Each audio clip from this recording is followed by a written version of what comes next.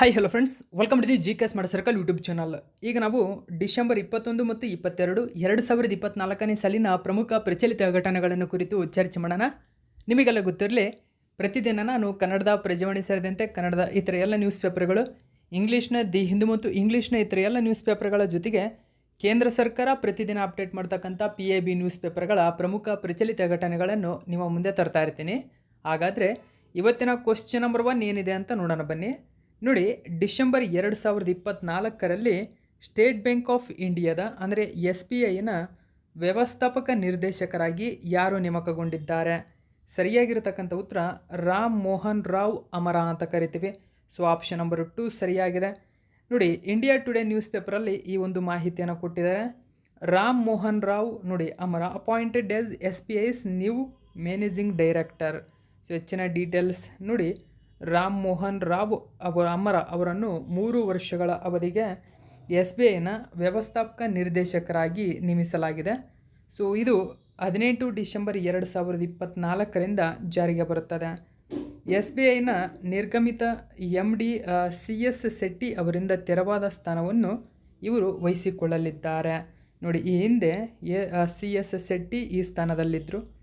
Next SBI ಕುರಿತು ನಾವು ಸ್ವಲ್ಪ ಮಾಹಿತಿಯನ್ನು ತಿಳ್ಕೊಳ್ಳೋಣ. ಭಾರತೀಯರಿಗೆ ನೋಡಿ ಅಗತ್ಯ ಬ್ಯಾಂಕಿಂಗ್ ಸೇವೆಗಳನ್ನು ಒದಗಿಸಲು 1806ರಲ್ಲಿ ಕೋಲ್ಕತ್ತಾದಲ್ಲಿ ಬ್ಯಾಂಕ್ ಆಗಿ ಇದನ್ನು ಸ್ಥಾಪನೆ ಮಾಡಲಾಯಿತು. ನೋಡಿ, ಮೊಟ್ಟ ಮೊದಲ ಬಾರಿಗೆ SBIಯನ್ನು 1806ರಲ್ಲಿ ಕೋಲ್ಕತ್ತಾದಲ್ಲಿ ಬ್ಯಾಂಕ್ ಆಗಿ ಇದನ್ನು ಅಂದರೆ ಕೋಲ್ಕತ್ತಾದ ಬ್ಯಾಂಕ್ ಆಗಿ ಸ್ಥಾಪನೆ ಮಾಡಲಾಯಿತು.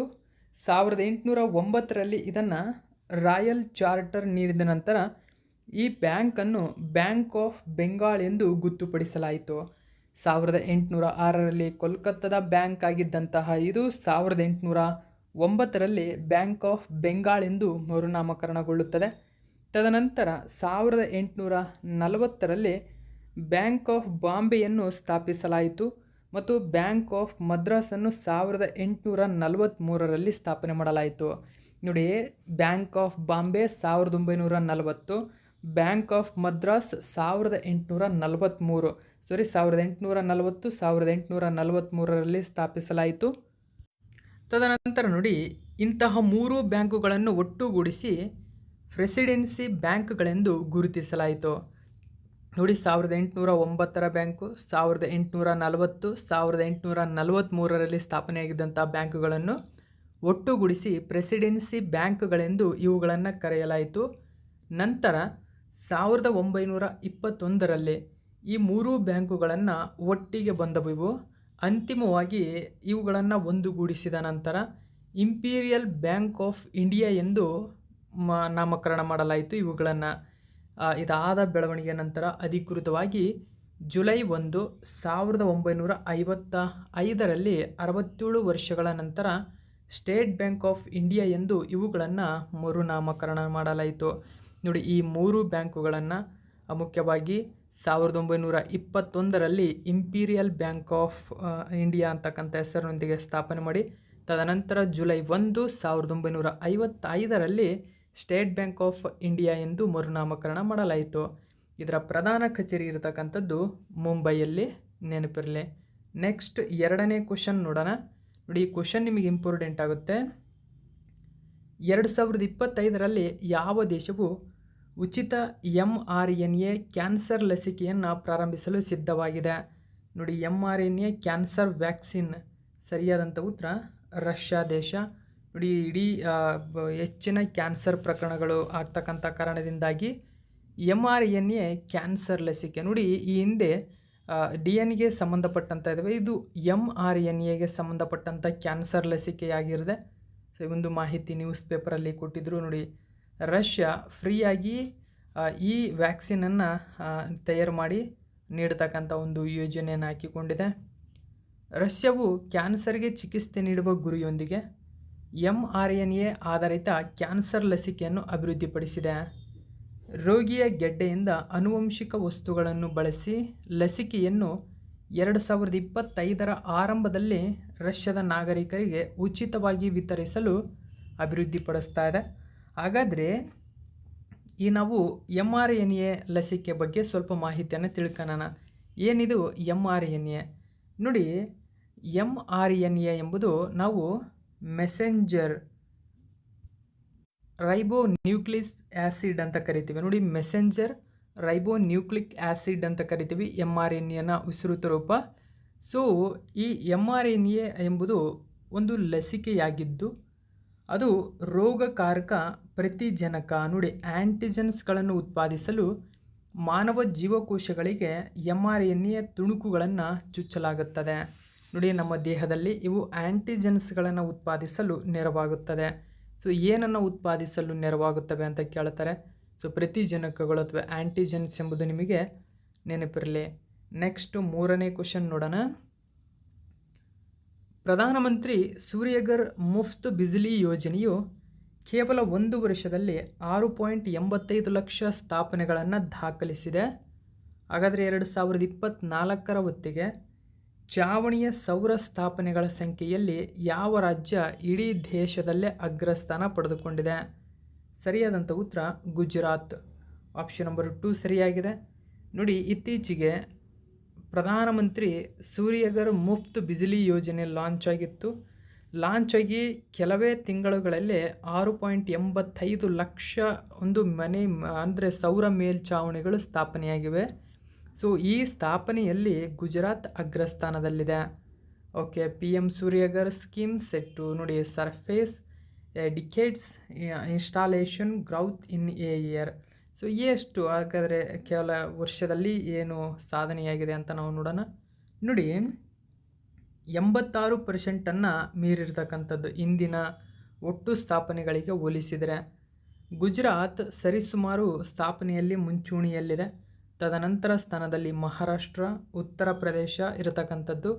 ಇವುಗಳ ನಂತರ ಕೇರಳ, ತಮಿಳುನಾಡು, ರಾಜಸ್ಥಾನ ಇದ್ದಾವೆ. ಹಾಗಾದರೆ ಏನಿದು ಯೋಜನೆ? ಯಾವಾಗ ಈ ಯೋಜನೆಯನ್ನು ಲಾಂಚ್ ಮಾಡಿದ್ದಾರೆ ಅಂತ ನೋಡೋಣ.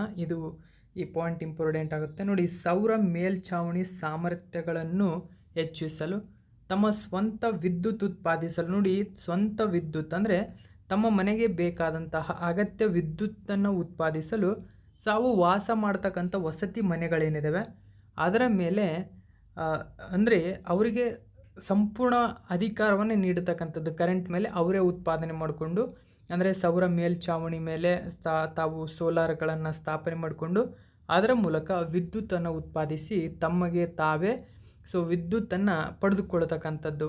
ಈ ಒಂದು ಪ್ರಮುಖ ಯೋಜನೆಯನ್ನು ಸರ್ಕಾರವು ನೋಡಿ ಫೆಬ್ರವರಿ 15, 2024ರಂದು ಯೋಜನೆಗೆ ಭಾರತ ಸರ್ಕಾರ ಅನುಮೋದನೆಯನ್ನು ನೀಡಿದೆ. ಈ ಯೋಜನೆಯು 75,021 ಕೋಟಿ ರುಗಳ ವೆಚ್ಚವನ್ನು ಹೊಂದಿದೆ ಮತ್ತು 2026-27ರ FY ವರೆಗೆ ಜಾರಿಯಲ್ಲಿರುತ್ತದೆ. ಅಂದರೆ ಫಿನಾನ್ಷಿಯಲ್ ಇಯರ್ವರೆಗೆ ಜಾರಿಯಲ್ಲಿರುತ್ತದೆ. ಈ ಯೋಜನೆಯನ್ನು ರಾಷ್ಟ್ರ ಮಟ್ಟದಲ್ಲಿ ರಾಷ್ಟ್ರೀಯ ಕಾರ್ಯಕ್ರಮ ಅನುಷ್ಠಾನ ಸಂಸ್ಥೆ ನೋಡಿ ಯಾವ ಸಂಸ್ಥೆಗಳು ಇದನ್ನು ನೋಡ್ಕೊಳ್ತವೆ ಅಥವಾ ಅನುಷ್ಠಾನ ಮಾಡ್ತವೆ ಎಂಬುದು ಇಂಪಾರ್ಟೆಂಟ್ ಆಗುತ್ತೆ. NPIA ನೋಡಿ, NPIA ಅಂದರೆ ರಾಷ್ಟ್ರೀಯ ಕಾರ್ಯಕ್ರಮ ಅನುಷ್ಠಾನ ಸಂಸ್ಥೆ. ಇನ್ನೊಂದು SIAS ಅಂತ ಕರಿತೀವಿ, ಅಂದರೆ ರಾಜ್ಯ ಮಟ್ಟದಲ್ಲಿ ರಾಜ್ಯ ಅನುಷ್ಠಾನ ಏಜೆನ್ಸಿಗಳು ಇವುಗಳನ್ನು ಅನುಷ್ಠಾನಗೊಳಿಸುತ್ತವೆ.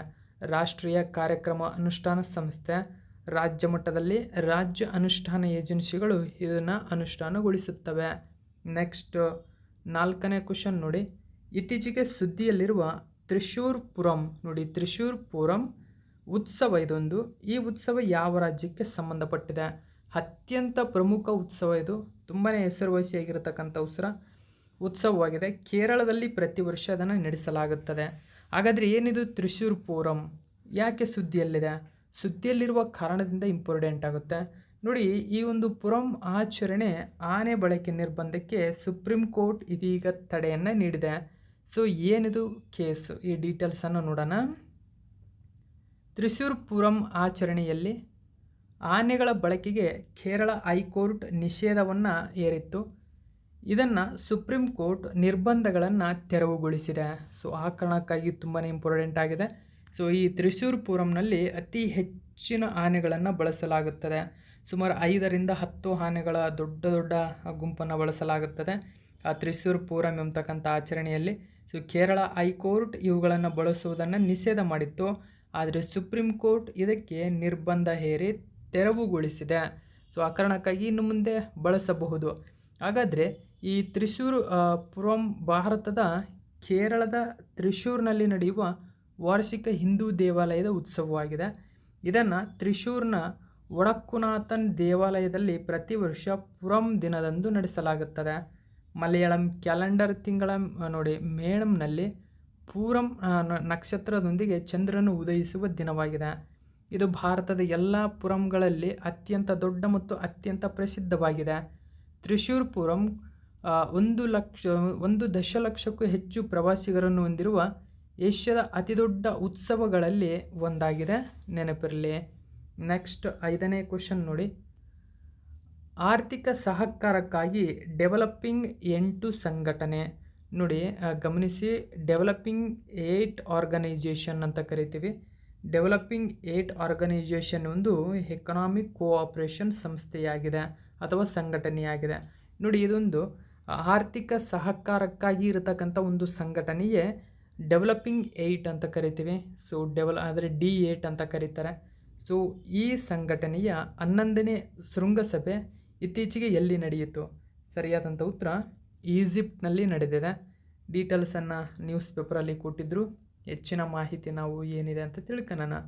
ನೋಡಿ, ಡೆವಲಪ್ಮೆಂಟ್ 8 ಶೃಂಗಸಭೆ ಏನಿದೆ, ಸೊ 11ನೇ ಶೃಂಗಸಭೆ ಇದು ಡಿಸೆಂಬರ್ 19, 2024ರಂದು ಈಜಿಪ್ಟಿನ ರಾಜಧಾನಿಯಲ್ಲಿ ನಡೆದಿದೆ.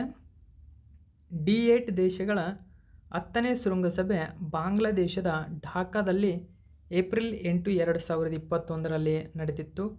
ಹಾಗಾದರೆ ಏನಿದು ಆರ್ಥಿಕ ಸಹಕಾರಕ್ಕಾಗಿ D8 ಸಂಘಟನೆ? ಸೊ ನೋಡಿ, ಸಂಘಟನೆ ಬಗ್ಗೆ ಇತ್ತೀಚಿನ ಎಕ್ಸಾಮ್ಗಳಲ್ಲಿ ಕ್ವಶನ್ಗಳನ್ನು ಕೇಳ್ತಾ ಇದ್ದಾರೆ. ಆರ್ಥಿಕ ಸಹಕಾರಕ್ಕಾಗಿ D8 ಸಂಸ್ಥೆಯು 8 ಇಸ್ಲಾಮಿಕ್ ದೇಶಗಳ ಬಹುಪಕ್ಷೀಯ ವೇದಿಕೆಯಾಗಿದೆ. Egypt, Bangladesh, Indonesia, Malaysia, Nigeria, Iran, Pakistan ಮತ್ತು ತುರ್ಕಿಯೇ. ಇದನ್ನು ಅಧಿಕೃತವಾಗಿ ಜೂನ್ 1997ರಲ್ಲಿ ಟರ್ಕಿಯ ಇಸ್ತಾಂಬುಲ್ನಲ್ಲಿ 8 ದೇಶಗಳ ಮುಖ್ಯಸ್ಥರ ಅಥವಾ ಸರ್ಕಾರದ ಶೃಂಗಸಭೆಯಲ್ಲಿ ಸ್ಥಾಪನೆ ಮಾಡಲಾಯಿತು. ನೋಡಿ, 8 ಇಸ್ಲಾಮಿಕ್ ದೇಶಗಳ ಬಹುಪಕ್ಷೀಯ ವೇದಿಕೆಯಾಗಿದೆ. ಆರ್ಥಿಕ ಸಹಕಾರಕ್ಕಾಗಿ ಈ ವೇದಿಕೆಯನ್ನು ಅವರು ಸೃಷ್ಟಿ ಮಾಡಿದ್ದಾರೆ.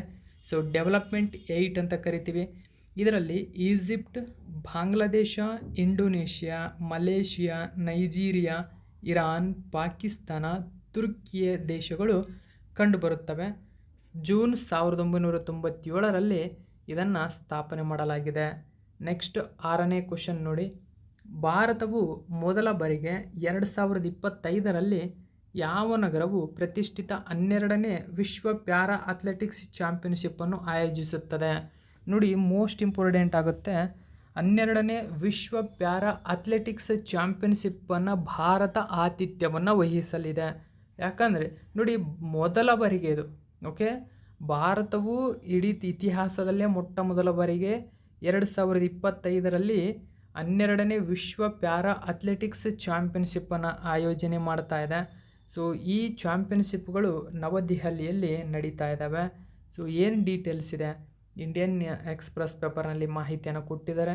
ನೋಡಿ, India to host next edition of para athletics world championship at JLN New Delhi. So ನೋಡಿ, ಜವಾಹರ್ಲಾಲ್ ನೆಹರು ಒಂದು ಕ್ರೀಡಾಂಗಣ ಏನಿದೆ ಅಲ್ಲಿ 12th ಎಡಿಷನ್ ಅಂತ ಕರಿತೀವಿ ನೋಡಿ, 12ನೇ ಆವೃತ್ತಿಯ ಸೊ ಈ ಒಂದು ಚಾಂಪಿಯನ್ಶಿಪ್ ಭಾರತದಲ್ಲಿ ನಡೀತಾ ಇದೆ. ಇದು ಹೆಮ್ಮೆಯ ಒಂದು ಕ್ಷಣವಾಗಿದೆ. ಓಕೆ, ಭಾರತವು ಮೊದಲ ಬಾರಿಗೆ 2025ರಲ್ಲಿ ಪ್ರತಿಷ್ಠಿತ ವಿಶ್ವ ಪ್ಯಾರಾ ಅಥ್ಲೆಟಿಕ್ಸ್ ಚಾಂಪಿಯನ್ಶಿಪ್ಗೆ ಆತಿಥ್ಯ ವಹಿಸಲಿದೆ. ಭಾರತದ ರಾಜಧಾನಿ ನವದೆಹಲಿಯಲ್ಲಿರುವ ಜವಾಹರ್ಲಾಲ್ ನೆಹರು ಕ್ರೀಡಾಂಗಣವು ಸೆಪ್ಟೆಂಬರ್ನಲ್ಲಿ ನಡೆಯಲಿರುವ 12ನೇ ವಿಶ್ವ ಪ್ಯಾರಾ ಅಥ್ಲೆಟಿಕ್ಸ್ ಚಾಂಪಿಯನ್ಶಿಪ್ನ ಸ್ಥಳವಾಗಿದೆ. ಅಕ್ಟೋಬರ್ 2025 ಇದು 2025ರಲ್ಲಿ ಹೊಸ ದೆಹಲಿಯು ಆತಿಥ್ಯ ವಹಿಸುವ 2ನೇ ಪ್ರಮುಖ ಪಂದ್ಯಾವಳಿಯಾಗಿದೆ. ಏಕೆಂದರೆ ಇದು ಕೂಡ ಆತಿಥ್ಯ ವಹಿಸಿತ್ತು ಈ ಹಿಂದೆ ಆಲ್ರೆಡಿ. ಓಕೆ, 2025ರ ಬಾಕ್ಸಿಂಗ್ ಕಪ್ ಫೈನಲ್ ಮತ್ತು 3ನೇ ವಿಶ್ವ ಬಾಕ್ಸಿಂಗ್ ಕಾಂಗ್ರೆಸ್ ಮೊದಲ ಬಾರಿಗೆ ಆತಿಥ್ಯವನ್ನು ವಹಿಸಿತ್ತು. ಈ ಅಂತಾರಾಷ್ಟ್ರೀಯ ಕ್ರೀಡಾಕೂಟಗಳ ಆತಿಥ್ಯವು ಪ್ರಮುಖ ಕ್ರೀಡಾಕೂಟಗಳನ್ನು ಆಯೋಜಿಸುವ ಭಾರತೀಯ ಸಾಮರ್ಥ್ಯಗಳನ್ನು ಪ್ರದರ್ಶಿಸುತ್ತದೆ ಮತ್ತು 2036ರ ಬೇಸಿಗೆ ಮತ್ತು ಪ್ಯಾರಾಲಿಂಪಿಕ್ಸ್ ಕ್ರೀಡಾಕೂಟವನ್ನು ಆಯೋಜಿಸುವ ಭಾರತದ ಪ್ರಯತ್ನಕ್ಕೆ ಇದು ಬಲವನ್ನು ನೀಡುತ್ತದೆ. ನೋಡಿ, ಭಾರತ 2036ರಲ್ಲಿ ನಡೆಯಲಿರುವ ಬೇಸಿಗೆ ಮತ್ತು ಪ್ಯಾರಾಲಿಂಪಿಕ್ಸ್ ಕ್ರೀಡಾಕೂಟವನ್ನು ಆಯೋಜಿಸಲು ಬಿಡ್ಡನ್ನು ಸಲ್ಲಿಸಿದೆ.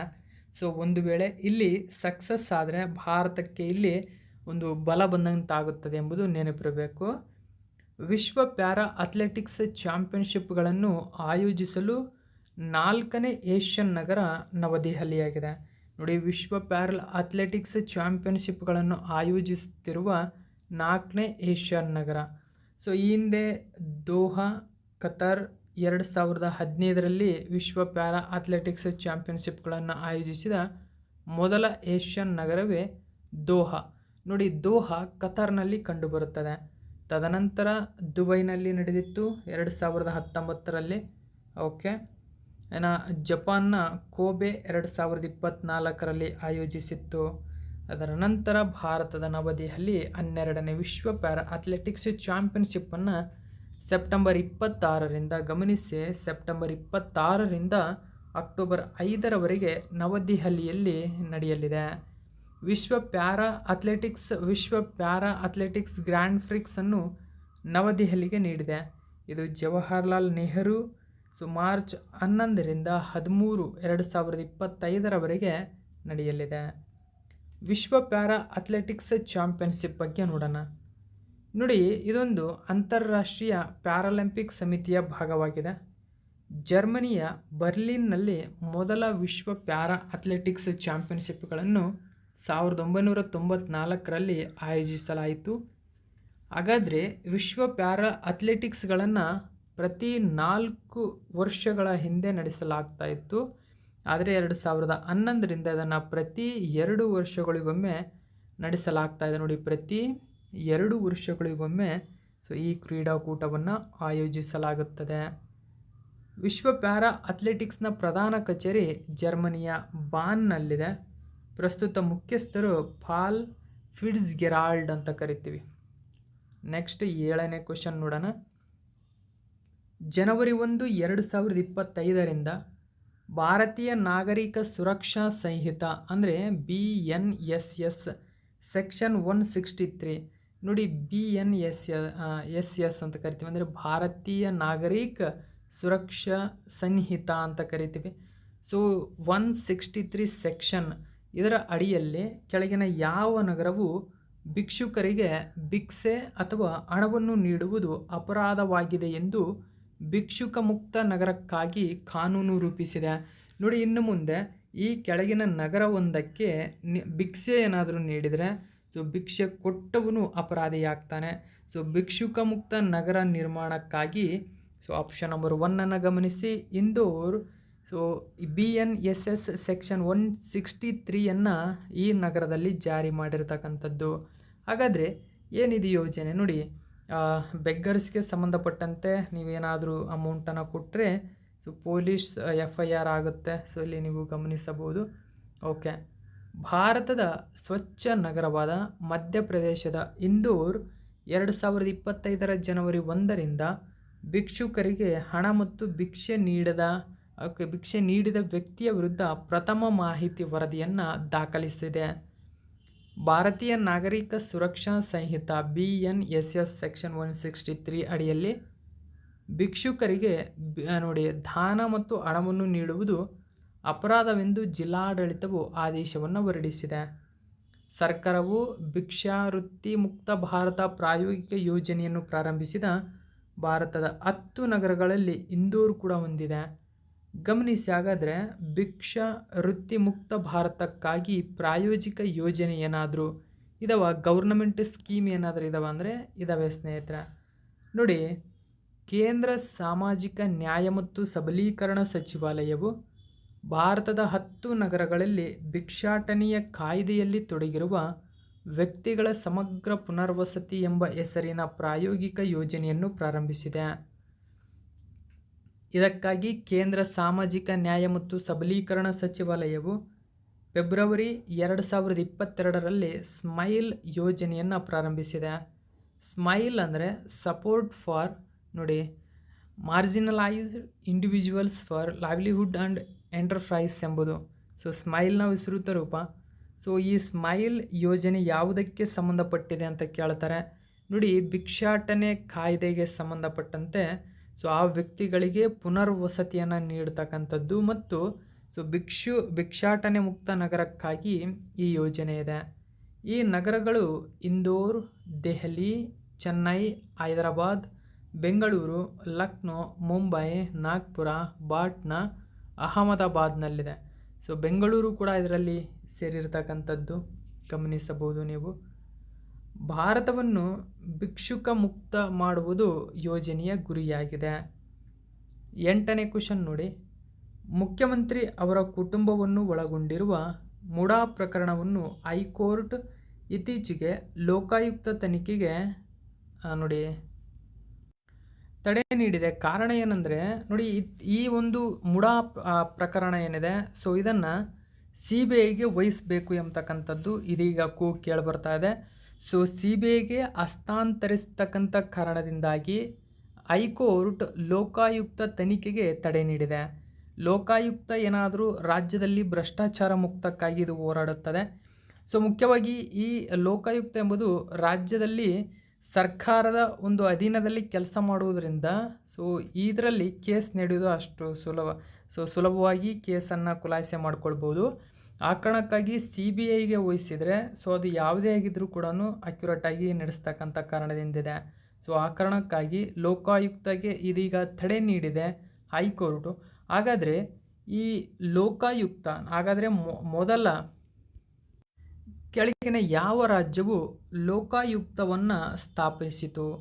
ನೋಡಿ, ಭಾರತದಲ್ಲೇ ಮೊಟ್ಟ ಮೊದಲ ಬಾರಿಗೆ ಮಹಾರಾಷ್ಟ್ರ ಸರ್ಕಾರ ಲೋಕಾಯುಕ್ತವನ್ನು ಜಾರಿಗೆ ಮಾಡಿತ್ತು ಸ್ನೇಹಿತರೆ. ಸೊ ಹಾಗಾದರೆ ಏನಿದು ಲೋಕಾಯುಕ್ತ ಸಂಸ್ಥೆ? ರಾಜ್ಯದಲ್ಲಿ ಭ್ರಷ್ಟಾಚಾರ ನಿರ್ಮೂಲನೆಗಿದೆ. ನೋಡಿ, ಕರ್ನಾಟಕ ಹೈಕೋರ್ಟ್ ಸ್ಟೇ ನೀಡಿದೆ ಲೋಕಾಯುಕ್ತ ಎಂಕ್ವೈರಿಗೆ. ಸೊ ಏನಿದು ಮುಡಾ ಪ್ರಕರಣ? ಹಾಗಾದರೆ ಈಗ ಮುಡಾ ಅಂದ್ರೇನು? ಸೊ ಮುಡಾ ಅಂದರೂ ಕೂಡ ನಾವು ತಿಳ್ಕೊಳ್ಳೋಣ. ಮೈಸೂರು ಒಂದು ಪ್ರಾಧಿಕಾರಕ್ಕೆ ಅಂದರೆ ಮೈಸೂರು ನಗರಾಭಿವೃದ್ಧಿ ಪ್ರಾಧಿಕಾರ ಅಂತ ಕರಿತೀವಿ ಮುಡಾ ಅಂದರೆ. ಓಕೆ, ಸೊ ನೋಡಿ, ಮುಖ್ಯಮಂತ್ರಿ ಅವರ ಕುಟುಂಬವನ್ನು ಒಳಗೊಂಡಿರುವ ಮುಡಾ ಅಂದರೆ ಮೈಸೂರು ನಗರಾಭಿವೃದ್ಧಿ ಪ್ರಾಧಿಕಾರ. ಸೊ ಈ ಮುಡಾ ಭೂ ಹಗರಣಕ್ಕೆ ಸಂಬಂಧಿಸಿದಂತೆ ಭೂ ಮಂಜೂರಾತಿ ಹಗರಣಕ್ಕೆ ಸಂಬಂಧಿಸಿದಂತೆ CBI ತನಿಖೆಗೆ ಮನವಿ ಮಾಡಿದ ನಂತರ ನೋಡಿ, CBI ತನಿಖೆಗೆ ಮನವಿ ಮಾಡಿದ ನಂತರ ಕರ್ನಾಟಕ ಹೈಕೋರ್ಟ್ ಲೋಕಾಯುಕ್ತ ತನಿಖೆಗೆ ಇದೀಗ ತಡೆ ನೀಡಿದೆ.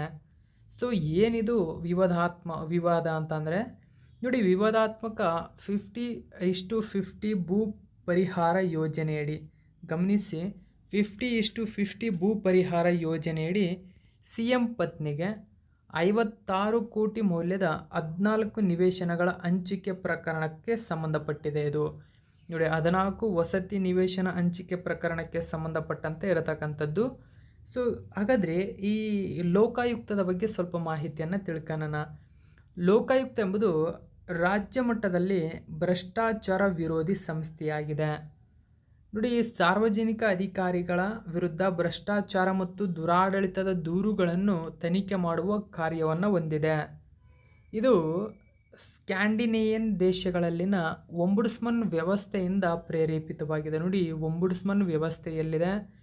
ಸ್ಕ್ಯಾಂಡಿನೇವಿಯನ್ ದೇಶಗಳಲ್ಲಿದೆ.